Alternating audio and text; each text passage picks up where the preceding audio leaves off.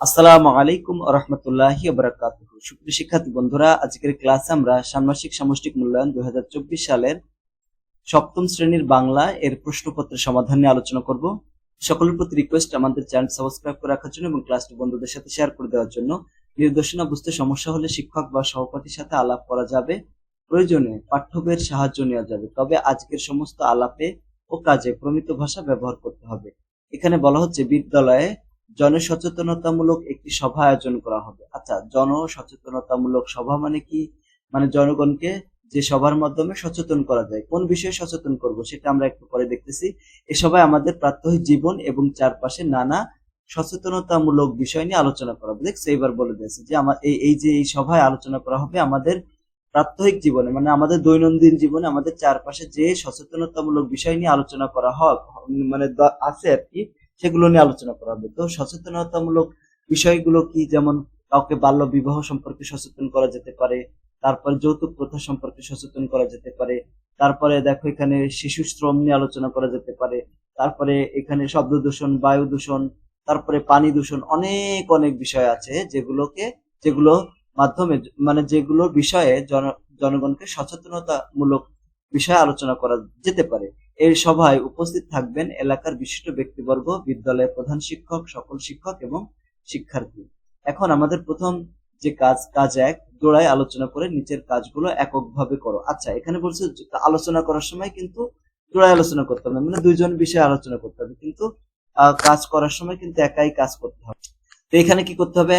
তোমার প্রাথমিক জীবন থেকে বা চারপাশ থেকে বিভিন্ন কিছু সমস্যা খুঁজে বের করে একটা তালিকা তৈরি করো, যেগুলো প্রতিকারের জন্য জনসচেতনতা প্রয়োজন। মানে সবাইকে সচেতন করতে হবে যে বিষয়। নিজে কিছু বিষয় খুঁজে বের করার পর বন্ধুর সাথে আলোচনা করো এবং তার মতামত নিয়ে আরো কিছু বিষয় তোমার তালিকায় যুক্ত করতে পারো। কোন বিষয়গুলো তুমি নিজে খুঁজে পেয়েছো আর কোনগুলো আলোচনার মাধ্যমে ফুটে এসেছে, ঠিক আছে, তা উল্লেখ করতে হবে। নিচের ছকের মতো একটি ছক এঁকে তোমার তালিকাটি করতে পারো। এখানে আমাদের যে তালিকাটা করবো এইরকম ছকটা তৈরি করতে হবে, ঠিক আছে। আমার এলাকায় এমন সমস্যা যার জন্য সচেতনতার প্রয়োজন। তো এইটার আমরা উত্তরে চলে যাব। দেখো, আমরা এইভাবে উত্তরটা করতে পারি, আমার এলাকার এমন সমস্যা যার জন্য সচেতনতার প্রয়োজন। প্রিয় শিক্ষার্থী বন্ধুরা, আমাদের আরো একটি ইউটিউব চ্যানেল রয়েছে, মূল্যায়ন একাডেমি। তোমরা মূল্যায়ন একাডেমি চ্যানেলটি সাবস্ক্রাইব করে দিও এবং বন্ধুদের সাথে লিঙ্কটা শেয়ার করে দিও। এখানেও আমরা মূল্যায়নের উত্তরপত্র এবং প্রশ্নপত্র আপলোড দিয়ে থাকি। আমার এলাকার এমন সমস্যা যার জন্য সচেতনতার প্রয়োজন, যেমন আমি যে সমস্ত সমস্যা খুঁজে পেয়েছি, বাল্যবিবাহ, মাদকাসক্ত, কিশোর অপরাধ, মোবাইল আসক্ত, কুসংস্কার, এগুলা। আর আমার বন্ধুর কাছ থেকে পাওয়া সমস্যা, আমার বন্ধু যেগুলো পেয়েছে, অগ্নিকাণ্ড, নির্যাতন, দুর্যোগ, পারিবারিক ও সামাজিক সহিংসতা, যৌতুক, এগুলা, ঠিক আছে, এরকম। এখন খ নম্বরে বলছে যে এবার তালিকা থেকে দুটি বিষয় বাছাই করো। বিষয় দুটি এমন হবে যা সকলের জন্য প্রয়োজনীয় বলে তুমি মনে করছো। এরপর বিষয় দুটি নিয়ে আলোচনা বা মানে আলাদা আলাদা ভাবে দুজনের সাথে দুটি কথোপকথন লিখতে হবে। সংক্ষেপে দুটি কথোপকথন, মানে ডায়লগ লিখতে হবে, ঠিক আছে। তো দেখো, এই ডায়লগ লেখার কারণ, মানে বিষয় হবে কিরকম, কথোপকথন লেখার সময় যে নিয়ম মেনে চলতে হবে তা হচ্ছে, একজন বয়োজ্যেষ্ঠ মানে তোমার চেয়ে বয়সে বড়, আরেকজন হচ্ছে সমবয়সী তোমার বয়সী, এই দুইজনের জন্য আলাদা আলাদা দুইটা নমুনা লিখতে হবে, মানে দুইটা ডায়লগ লিখতে হবে আলাদা আলাদা। একটা হচ্ছে তোমার বড়, বয়সে বড় তার সাথে, আর একটা হচ্ছে তোমার সমবয়সী, মানে তোমার বন্ধু বা বান্ধবী, এদের সাথে আর কি। সংলাপ লেখার সময় সর্বনাম এবং ক্রিয়াপদের মর্যাদা রক্ষা করতে হবে। সংলাপ লেখার সময়ে প্রসঙ্গের মধ্যে থাকতে হবে, মানে প্রসঙ্গের যে প্রসঙ্গে কথা বলছে তার বাইরে যাওয়া যাবে না, ঠিক আছে। তো এখন আমরা দুইটা নমুনা উত্তর দেখবো। কথোপকথন এক, এখানে হচ্ছে সমবয়সীর সাথে আমরা আলোচনা করতেছি, মানে তোমার সমবয়সী।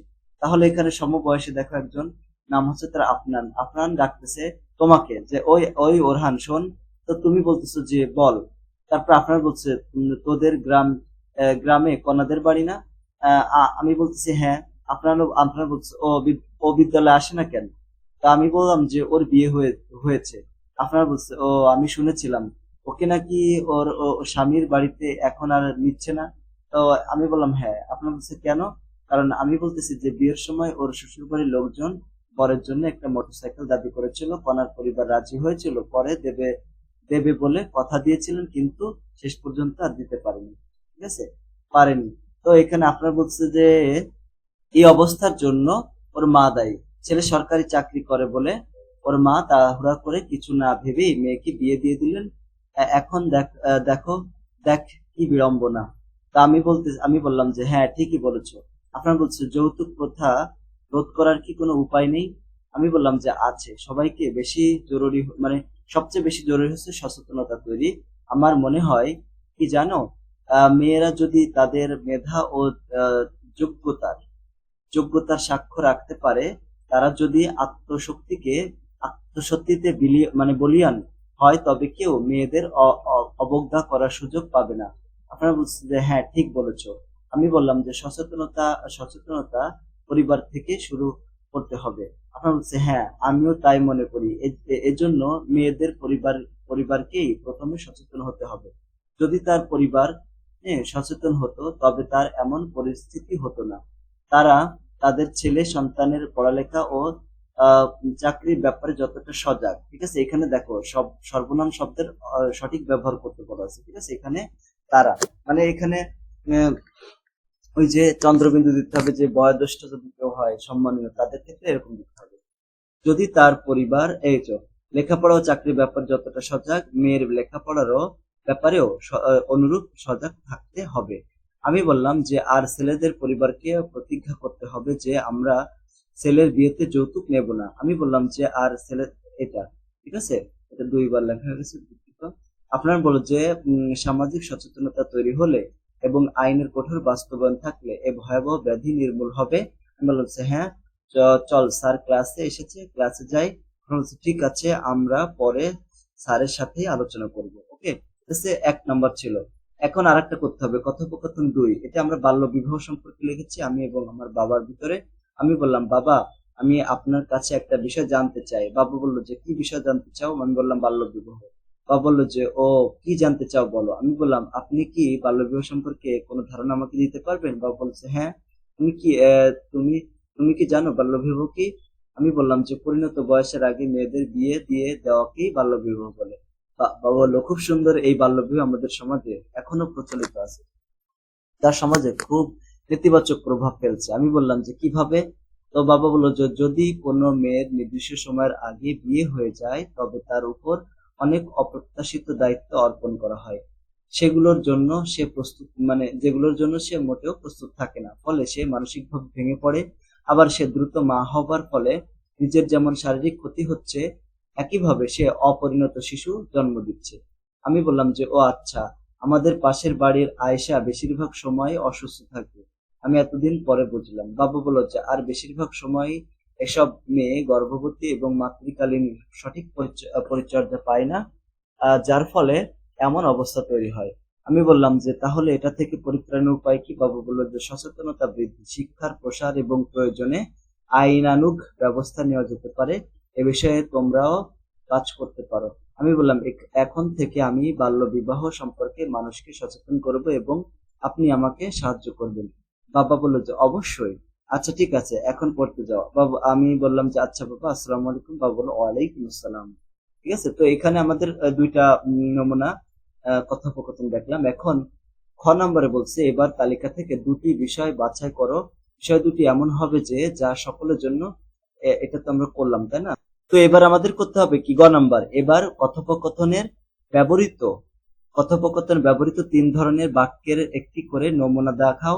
এরপর একটি ছক খাতায় লিখো আর কি, ঠিক আছে, আঁকতে বলেছে ছক খাতায়। দেখো এখানে আমরা যে ব্যবহার করছি বাক্যের ধরন এবং কথোপকথনে ব্যবহৃত বাক্য।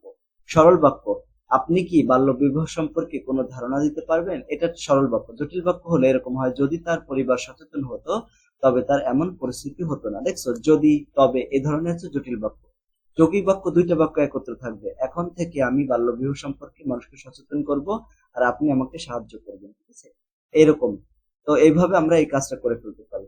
তারপরে আমাদের কাজ দুইয়ের কতে বলতেছে যে যে দুটি বিষয় বা ঘটনা তুমি আলাদা করেছো, সে দুটি বিষয় বা ঘটনা কেন অন্যদের জন্য জানার জন্য দরকারি বা অন্যদের উপকারে আসতে পারে, তা আমাদের 150 শব্দের মধ্যে লিখতে হবে। লেখার সময় খেয়াল রাখতে হবে লেখার মধ্যে কোনো যেন সমাস থাকে, উপসর্গ এবং প্রত্যয় এর মাধ্যমে গঠিত শব্দ থাকে, মানে প্রত্যয়যোগী গঠিত শব্দ থাকে এই সমাস, উপসর্গ এবং প্রত্যয়।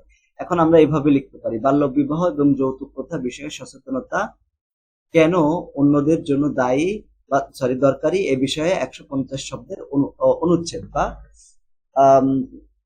প্যারাগ্রাফের মতো আর কি। বাল্য বিবাহ আমাদের সমাজের একটি অন্যতম বড় সমস্যা। বাল্য বিবাহের কারণে মেয়েরা শিক্ষা থেকে ঝরে পড়ে।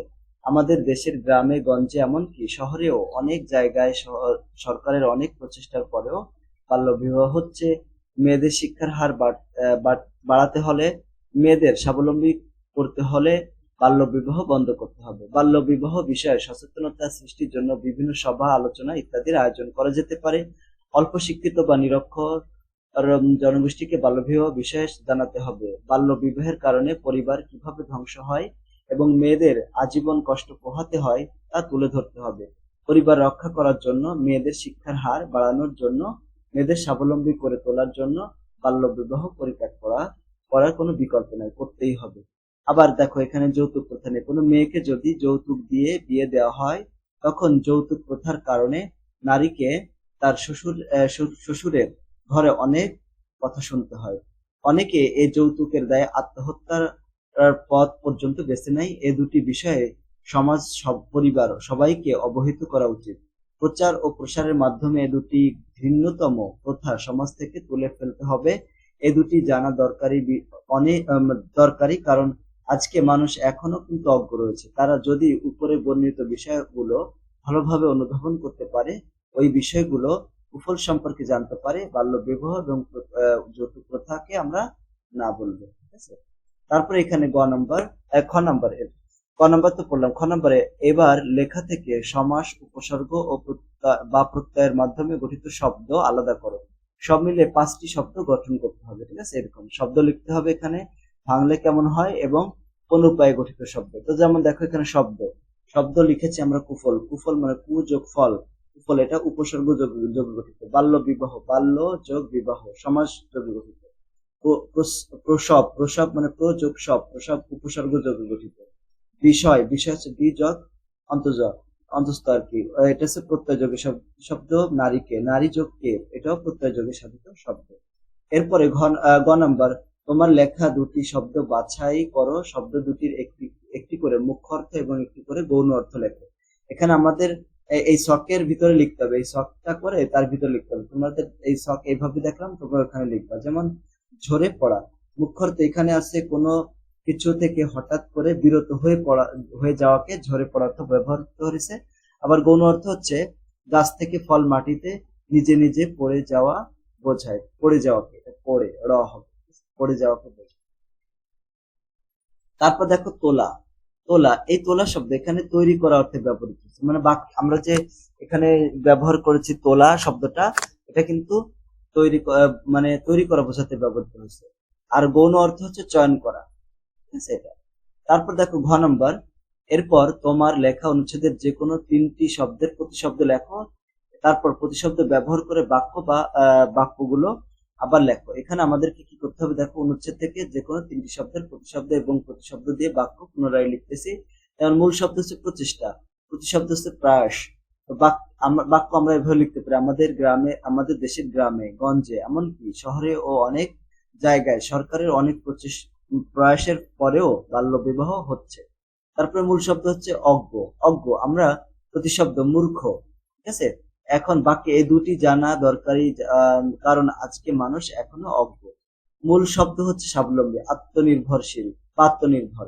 মেয়েদের আত্মনির্ভর করে তোলার জন্য বাল্য বিবাহ পরিত্যাগ করার বিকল্প নেই, এইভাবে। ঠিক আছে, তারপর দেখো 3 নম্বর প্রশ্ন, যে আসন্ন সচেতনতামূলক সভার জন্য, মানে আমরা যে সচেতনতামূলক সভা করতে যাচ্ছিলাম, তার জন্য বাছাই করা ঘটনা বা বিষয়টির সাথে সম্পর্কিত করে এমন ব্যানার, ফেস্টুন, প্লেকার্ড, তারপর পোস্টার, বিলবোর্ড, নোটিশ, লিফলেট, মোড়কের যে লেখা বিজ্ঞাপন কিংবা আমন্ত্রণ পত্রের মধ্যে থেকে যে কোনো দুটির নমুনা আমাদের কি করতে হবে, তৈরি করতে হবে। তো এখানে আমাদের নমুনা তৈরি করবো। দেখো, এখানে আমরা বাল্য বিবাহ এবং যৌতুক প্রথা সম্পর্কে লিখেছি। এখন আমি এখানে 2টা নমুনা দিচ্ছি। পোস্টার, ঠিক আছে, একটা হচ্ছে পোস্টারটা আমরা এইভাবে তৈরি করতে পারি। দেখো, বাল্য বিবাহের বিবাহকে না বলুন, ঠিক আছে, এইভাবে। তারপরে আমরা এইভাবে একটা পোস্টার তৈরি করতে পারি, তার বিভিন্ন ভাবেই তো করতে পারি। তারপর দেখো লিফলেট, আমরা এই জিনিসটাকে লিফলেটে লিখে সেই লিফলেট আমরা বিতরণ করে দিতে পারি। ওকে, এই ছিল আমাদের সপ্তম শ্রেণীর বাংলা এর সামষ্টিক মূল্যায়ন উত্তরপত্র বা প্রশ্নপত্রের সমাধান। তো আমাদের আরেকটা চ্যানেল রয়েছে, যেটা মূল্যায়ন একাডেমি, এটা তোমরা সাবস্ক্রাইব করে রেখো। তো ধন্যবাদ। আসসালামু আলাইকুম ওয়া রাহমাতুল্লাহি ওয়া বারাকাতুহু।